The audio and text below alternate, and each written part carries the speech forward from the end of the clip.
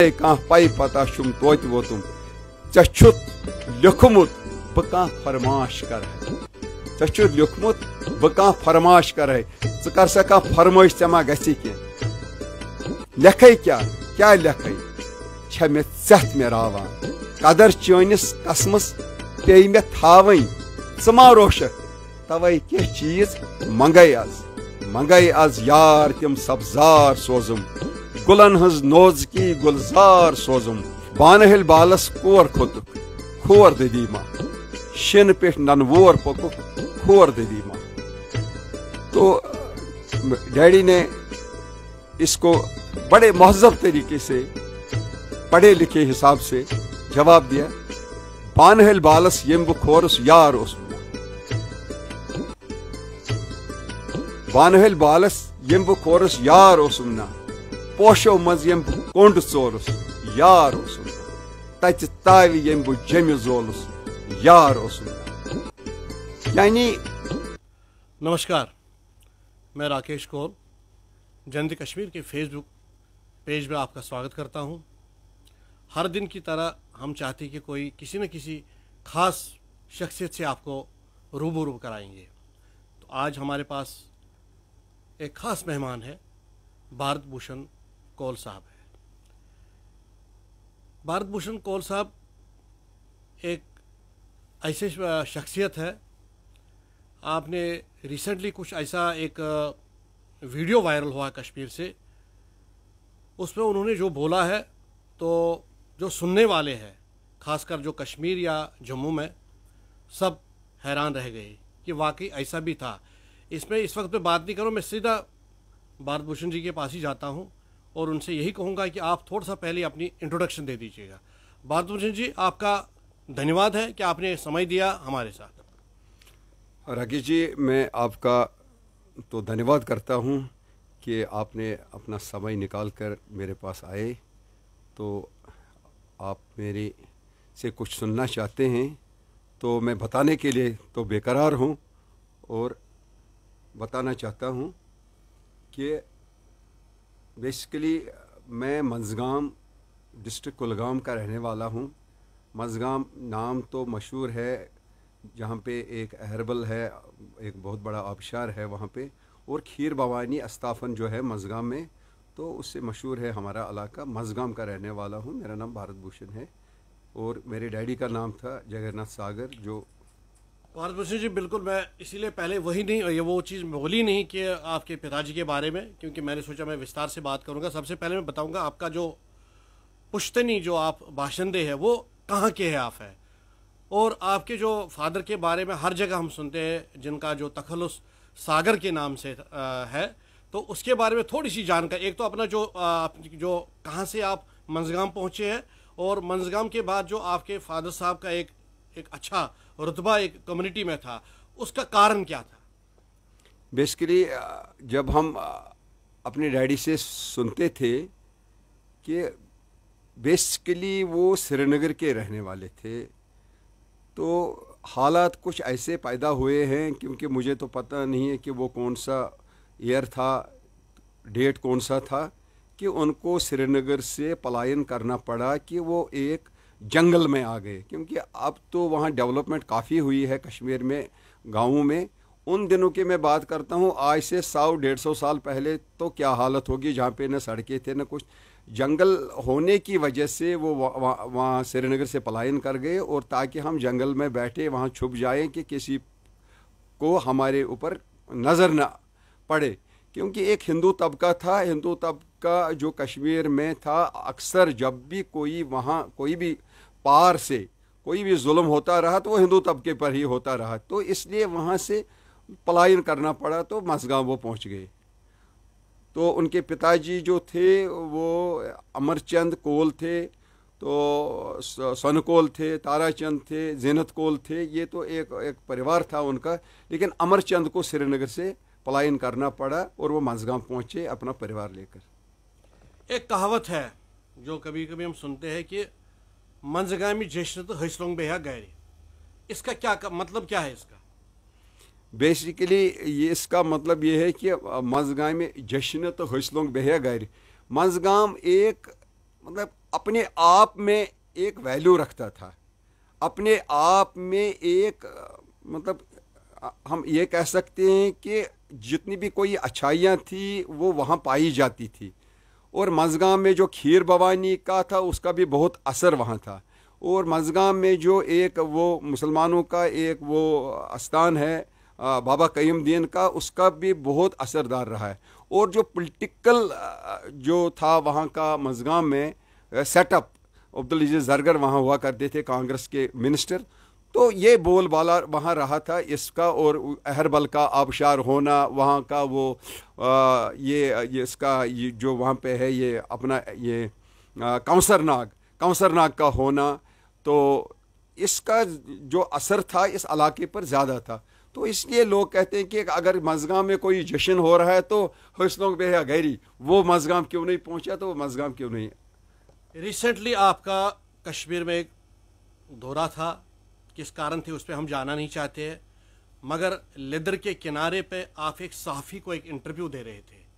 उस इंटरव्यू में आपने कुछ ऐसे जो आपके पिताजी के लिखे हुए कुछ वर्ड्स जो बताए आपने, इस पर मुझे लग रहा है कि जो पॉलिटिकल सेटअप एक कश्मीर का है या वहाँ का जो रिलीजियस सेटअप जो कश्मीर जो बहुत हैवी है, जिसके कारण हमारा पलायन हुआ, पलायन में मैं बाद में आता हूँ। मुझे आप बताइए जो आपने वहाँ पर वो जो शायरी की, जो आपने जो लफ्ज़ बताए, उसका थोड़ा सा जो सुनने वाले हैं वो सुनना चाहते हैं, और उसके पीछे जो बैकग्राउंड था क्या था। बेसिकली जब मैंने वहाँ बात की तो वहाँ बेसिकली बात कश्मीरियत की के ऊपर की गई कि 90 से पहले, पलायन करने से पहले जो कश्मीरियत थी, जो कि सारी दुनिया में मशहूर है कि कश्मीरियत जो है उसका कहीं पे कोई जवाब नहीं है, एक लाजवाब चीज़ है कश्मीरियत। उस कश्मीरियत में शफ़क़त था, मोहब्बत था, आपस का भाईचारा था। इसकी मिसाल सारी दुनिया में दी जाती थी। लेकिन 90 के बाद जो हुआ वो सारी दुनिया को पता है, तो अभी हम उस पर नहीं आना चाहते हैं। मैंने 90 से पहले जो बात की कि कश्मीर में हालात कैसे थे, मैं पहले अपनी बात बताऊंगा कि एक फैमिली जो श्रीनगर से पलायन करती है, मज़गाम पहुंचती है, जंगल एरिया में पहुंचती है, तो उन्होंने वहां अपना पालन पोषण कैसे किया, एक दुकान उन्होंने खोली, अपना बिजनेस करते रहे। और उस इलाके में डीसी का निकलना, उस इलाके में डॉक्टर का निकलना, उस इलाके में एक मिनिस्टर का होना, और उस इलाके में एक पर्टिकुलर एक घर हुआ करता था कश्मीरी पंडित का, अमरचंद का, और उसका बेटा जगन्नाथ सागर निकला जिसने double M A in English किया, MA इन उर्दू किया, एक गजटेड ऑफिसर बने, और वो एक बहुत बड़े शायर रहे, शायरी करते थे, एक पोइट थे, राइटर थे। और एक मैं आपको ये बताऊंगा नॉलेज ऑफ लाइब्रेरी थे वो, मतलब आप यकीन नहीं करेंगे, अगर उससे आप कोई भी डिबेट करते, कोई भी चीज़ पूछते, तो उसको उसकी नॉलेज थी। Doctor sir Mohammad Iqbal, Ghalib. कौल साहब बिल्कुल आपकी बात सही है, मगर 90 में जो हुआ वो हर किसी के साथ, हमारी कम्युनिटी के साथ, हर किसी के साथ एक जैसा हुआ। मुझे खाली वो बता दीजिए जो कुछ लफ्ज़ उसने उस वक्त एक जो चिट्ठी में लिखे थे, उन लफ्ज़ों को बयान आप कर दीजिए, उन लफ्ज़ों में क्या था। हाँ, देखिए मैं वही कहना चाहता हूँ कि आपस का जो वहाँ मिलसार था, जो आपस का भाईचारा था, वो कितना मजबूत था। जहाँ हम यही समझते हैं कि जब हम यहाँ किसी के साथ डिबेट करते हैं, हम उसको इस तरह गिला शिकवा करते हैं, शायद इस गिले शिकवे से वो नाराज़ भी हो सकता है, देखो इसने मुझे इस तरह गिला। लेकिन ये गिला शिकवा एक सुनने के काबिल है कि इस गिले शिकवे में कितनी मोहब्बत, कितना प्यार और कितना मिलसार और कितनी शफकत भरी हुई है कि जब सारे इलाके ने सुना कि जगन्नाथ सागर ने मज़गाम से पलायन किया, कि वो भी यहाँ से चले गए, तो सवेरे जब लोगों ने सुना वो जमा हो गए। उनमें उसके बहुत सारे चाहने वाले जो थे वो भी जमा हो गए, तो उनको बड़ा दुख हुआ। अच्छा, उस वक़्त ये नहीं था, मीडिया नहीं था, फ़ोन नहीं थे, कुछ नहीं था। उस वक़्त यही था, एक पोस्ट ऑफिस था जिसके ज़रिए हम आपस में एक दूसरे को चिट्ठियों के ज़रिए एक दूसरे का मैसेज पहुंचा सकते थे। तो उस मास्टर जी का नाम था सईद अहमद डार, वो भी एक टीचर थे और शायर थे। उन्होंने अपना जो वो मोहब्बत भरी दास्तान, दुख भरी दास्तान की इसकी जुदाई कैसे मैं अब बर्दाश्त करूं, जो 50 साल तक उन्होंने आपस का वो मिलचार था, वो एक सेकंड में जुदा हो गया। एक 400 किलोमीटर दूर भागना पड़ा अपना मकान छोड़ के, जो एक बहुत बड़े 3 स्टोरी मकान में जिसमें 40 कमरे थे रहा करता था। और वही उसका प्यारा दोस्त किस तरह सड़क पे आया, एक ज़बान जहाँ एक डिफरेंट ज़बान थी, डिफरेंट लोग थे, डिफरेंट एटमॉस्फेयर था, डिफरेंट जगह थी, अच्छा बैठने के लिए जगह नहीं थी, कुछ नहीं था। तो वो लिखने पे मजबूर हो गया, तो उन्होंने उसको एक चिट्ठी लिखी डाक के ज़रिए।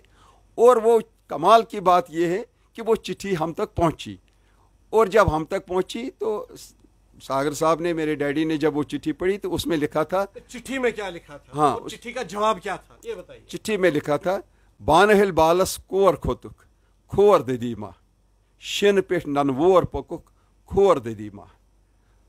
तो डैडी ने इसको बड़े महज़ब तरीके से, पढ़े लिखे हिसाब से जवाब दिया, बानहिल बालस यम खोरस यार ओसमना, बानहिल बालस यम खोरस यार ओसमना, पोशो मज यम कोंड चोरस यार ओसमना, तच तावि यम जम जोलस यार ओसमना। यानी डैडी का मतलब ये था, ये उस पर्टिकुलर इंसान के बारे में नहीं कह रहा था, ये उसको कहता है पोशो मजियम कोंड बचोरस यार ओसमना। ये पूरा उस समाज के लिए, हाँ, एक था पूरा समाज के लिए जो मैं लिए। इसमें मतलब कोई हिडन बात नहीं रखना चाहते हम, ये उस मेजॉरिटी कम्युनिटी के लिए एक मैसेज थी, प्यार भरी मैसेज थी, और मैसेज भी चुभने वाली मैसेज थी जो हमने यहाँ देखा है। क्योंकि पोश बाग हमने खुद देखा है, जब बागीचा होता है उसमें तो डिफरेंट फूल होते हैं, वही वो बागीचा था जिसमें मुसलमान था, राजपूत था, सिख था, कश्मीरी पंडित था। इसीलिए इसको लिख रहा है, पोशो मजियम कोंड चोरस सो यार ओसमना। सुनने वाली बात है किस हिसाब से उस वक्त एक जो ये नॉलेज होती थी, और नॉलेज के हिसाब से एक जो खत आता था, उस खत का जवाब किस तरह दिया गया है। उसके बाद ज़माना बदल गया है, आज 36 साल का पलायन का चल रहा है। रिसेंटली जब कौल साहब वहाँ से आए हैं तो हमने पूरी कोशिश की इनसे बात करेंगे कि जो आज का माहौल, 36 साल के जो बाद का माहौल है, उसमें क्या पाया उन्होंने, उसमें ज़रा हम उनसे सागर साहब को कि आप अब जम्मू में पहुँच गए अपने बच्चे लेकर, अपना परिवार लेकर, अब आपको वहाँ किस चीज़ की ज़रूरत है? ना आपके पास मकान है वहाँ, न जगह है वहाँ, न भी आपको तनख्वाह वहाँ मिली होगी। क्या चीज़ मांगत च मे यम बच्चे दिमाई। तो देखिए ये सोचने वाली बात है। वो सोच रहा है, वो मुसलमान यार, इसका दोस्त वहाँ, शायद ये मुझसे कुछ पैसे मांगेगा, कुछ पैसे मांग रहा होगा या कुछ कोई मदद, और किसी से मदद मांग रहा हो। हाँ। मगर खत में क्या जवाब दिया? या कोई मदद मांगेगा, मगर हाँ, मगर ये क्या मांग रहा है उसको, ये सुनने वाला है कि वो क्या खत इसको लिख रहा है। और इस खत में एक कश्मीरी पंडित क्या मांग रहा है, ये सोचने वाली बात है। जबकि आजकल मटेरियलिज्म है, बाप के साथ रिश्ता मटेरियलिज्म का, बच्चे के साथ मटेरियलिज्म, बहन के साथ मटेरियल, सारी दुनिया मटेरियलिज्म के पीछे पीछे दौड़ रही है। और देखिए क्या मांग रहा है, ये लिख रहा है इसको, मैं खत चोन यार अज यल वोतुम मैंने कह पाई पता छुम तो वोतुम। यानी एड्रेस ही नहीं था, बिल्कुल बिल्कुल बिना एड्रेस के हम थे यहाँ पे, मगर लेखन छुस मैंने कह पाई पता छुम तो वोतुम चुत लिखमुत बह कह फरमाश कर है, चुत लिखमुत बह कह फरमाश कर है, कर सा कह फरमाइश चे मा गसी कह लेखै क्या लेखै छे मे चत मे रावान कदर चनिस कसमस पे मे थावई मा रोशक तवै कह चीज मंगै आज यार तिम सब्जार सोजुम गुलन हज नोजकी गुलजार सोजुम मुकद्दस मिर्च खुशबूदार सोजुम डलिक पम्पोश रंगदार सोजुम गुलन हुंद खुश युवन रफ्तार सोजुम दजन छुस बोनियन हुंद शहजार सोजुम लगन योस त्रार सई ब्रसवार सोजुम जख्म छम वारिया बलगार सोजुम मुलाकातुक मधुर म्यूठ साथ मंगै तिथै दोह तिथै अख रात मंगै करह क्या वन तो बूझित मेन च फरमाश च छुक पान आज यारो बे मददगार क्या तिम तस पान तम सात मददगार गमी तथ मिलिटेंसी मज यम सात तत सह सहलाब आव अमे मिलिटेंसी हुंद दपन चुस छुई शाहखार नस्ताम हेन इजाजत सागर सोब चुमिस लेखन यारस छुई शाहखार नस्ताम हेन इजाजत छुक दम फट करह कमि जेव यकरार वोथ थोद कर हेमत बर लोल लोलस थव कयम बे पन्न सुई प्रोन अनहार अन बहारस सुई प्रोन व्यवहार कोतः काल वन खामोश रोजक मरोज खामोश वोथ थोद कत कर कश्मीरियत कत कर युस अत यह तूफान वोथ अत जुल्मस खिलाफ कत कर दपन चुस कोतः काल वन खामोश रोजक पृछन छे कुल कशीर कत बोय थोथ पृछन छे कुल कशीर कत बोय थोथन खबर कत तिमन वन जुरत कर वन तिमन म्योन हाल पोज पोज। ये कुछ ऐसे लफ्ज़ है जो श्री जगन्नाथ कौल सागर साहब ने अपने दोस्त को लिखे थे। इन लफ्ज़ों में इतनी गहराई है जो आज एक नैरेटिव जो चल रहा है कि कश्मीरी पंडित खुद वहाँ से निकल गए हैं। ये इस चिट्ठी में सब कुछ लिखा है, कोई चीज़ किसी चीज़ के कोई पर्दा ही नहीं रखा है।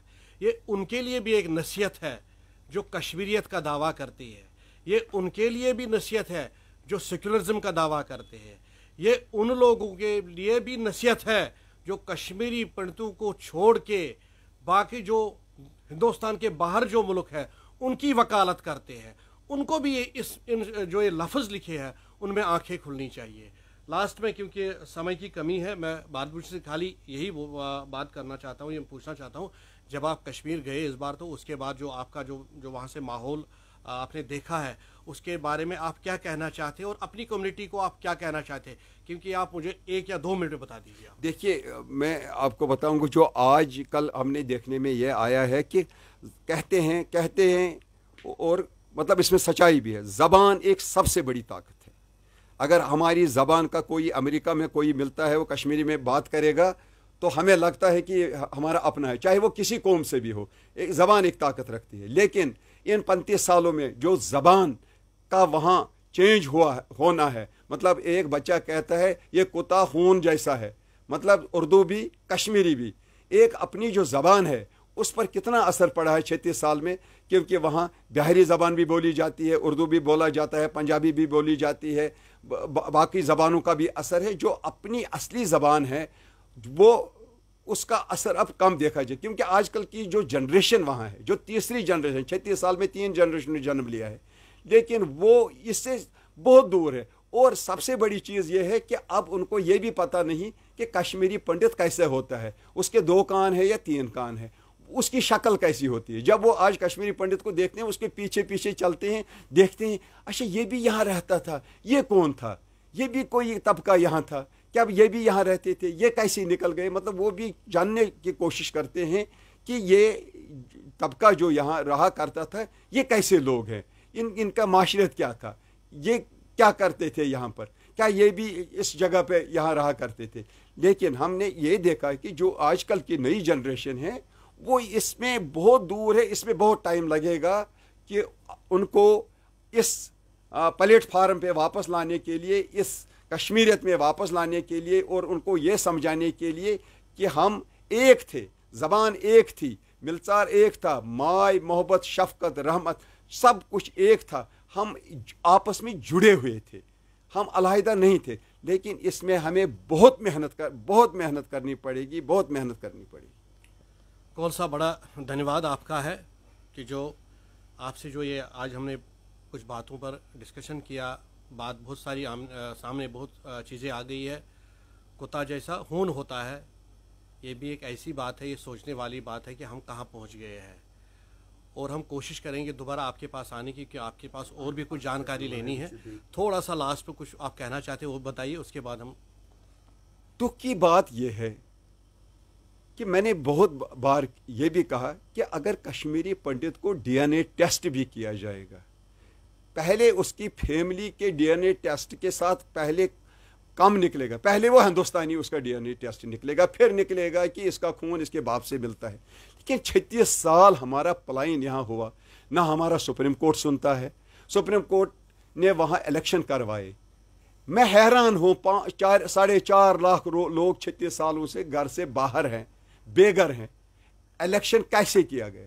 الیکشن جب دیکھا جاتا ہے ڈیموکریسی میں، الیکشن کے جب رولز دیکھے جاتے ہیں اس میں کہتے ہیں کہ ووٹر کو گھر تک جیپ آنی چاہیے اور ووٹر گھر سے باہر نکل کر اپنے بوتھ پر ووٹ ڈالنا چاہیے. میں منزگام کا ہوں، ووٹ ڈالتا ہوں جموں میں. یہ کہاں کا انصاف ہے؟ میں انصاف مانگ رہا ہوں، کس سے مانگوں؟ کورٹ بھی انصاف نہیں دے رہا، سپریم کورٹ بھی انصاف نہیں دے رہا. ہمارے جو پولیٹیکل سسٹم ہے وہ پورا پیرالائز ہو گیا ہے 36 سال سے، وہ ہمیں انصاف نہیں دے رہے.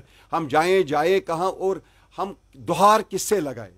کول صاحب کی بات صحیح ہے، کہتے ہیں کہ ہمیں یہ کہا جا رہا ہے کہ آپ ووٹ ڈالیے اسی کو جس نے آپ کو وہاں سے نکال دیا ہے. لاسٹ میں یہی کہوں گا، میں سب کو گزارش کرتا ہوں کہ ہماری چینل آپ دیکھیے گا، ایسے ایسے پروگرام، ایسی چیزیں ہم بتائیں گے.